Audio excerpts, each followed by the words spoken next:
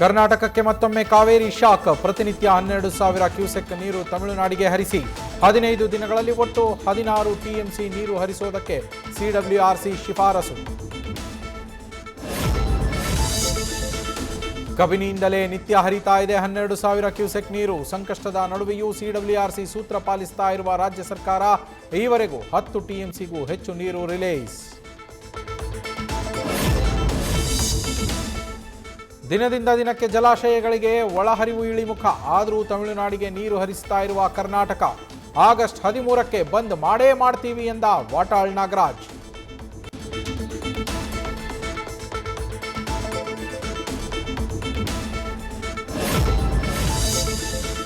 Kanteerava studio ಬಳಿ ಮಣ್ಣಿನ ತಡೆಗೋಡೆ ಕುಸಿದು 2 ಸಾವು ಕೇಸ್. ಬಿಡಿಎ ವತಿಯಿಂದ ನಡೀತಾ ಇದ್ದ ಕಾಮಗಾರಿಯಲ್ಲಿ ದುರಂತ. ಸಂಬಂಧಿಸಿದ ಕೆಲ ಅಧಿಕಾರಿಗಳು ಎಸ್ಕೇಪ್ ಆಗಿರೋ ಶಂಕೆ. ನ್ಯೂಸ್ ಫಸ್ಟ್ ನಿರ್ಭೀತಿಯಿಂದ ನಿಮ್ಮ ಪರವಾಗಿ.